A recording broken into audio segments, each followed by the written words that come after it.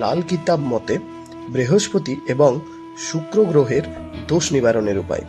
প্রথমে বৃহস্পতির ব্রহ্মার উপাসনা করতে হবে, গরুর পুরাণ পাঠ করতে হবে, গুরুবারের ব্রত পালন করতে হবে, সাধুদের আশীর্বাদ নিতে হবে, মাথায় কেশরের তিলক লাগাতে হবে, কেশর নাভিতে লাগাতে হবে, কোনো কাজ শুরু করার আগে নাক ভালো করে পরিষ্কার করে নিতে হবে, অশ্বত্থ গাছের শেকড়ে জল ঢালতে হবে, ছোলা ডাল দান করতে হবে, সোনার মুকড়ি পরতে হবে, হলুদ পোখরাজ সোনার আংটিতে লাগিয়ে তর্জনীতে ধারণ করতে হবে।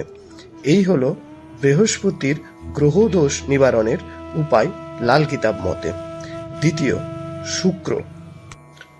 মহালক্ষ্মীর উপাসনা করতে হবে, লক্ষ্মী সূক্ত পাঠ করতে হবে, শুক্রবারে বৈভব লক্ষ্মীর ব্রত পাঠ করতে হবে, সাদা ও স্বচ্ছ কাপড় পরতে হবে, সুগন্ধি পদার্থ এবং রূপো অলঙ্কার রূপে ধারণ করতে হবে, ঘি দই কর্পূর মুক্তা দান করতে হবে, নিজের খাদ্যবস্তু থেকে কিছুটা গাইকে বা গরুকে খাওয়াতে হবে, গোদান করতে হবে এবং সাদা জোয়ার দান করতে হবে, হিরে স্ফটিক সাদা জারকনি উপাল রূপোর আংটিতে লাগিয়ে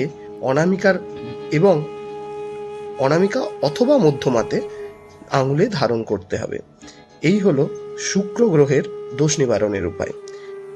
লাল কিতাব মতে যতগুলি উপায় দেওয়া আছে তার মধ্যে আপনি যেই উপায়টি পালন করবেন সেই উপায়টি অন্তত পক্ষে 43 দিন পালন করার নিয়ম বলা হয়েছে।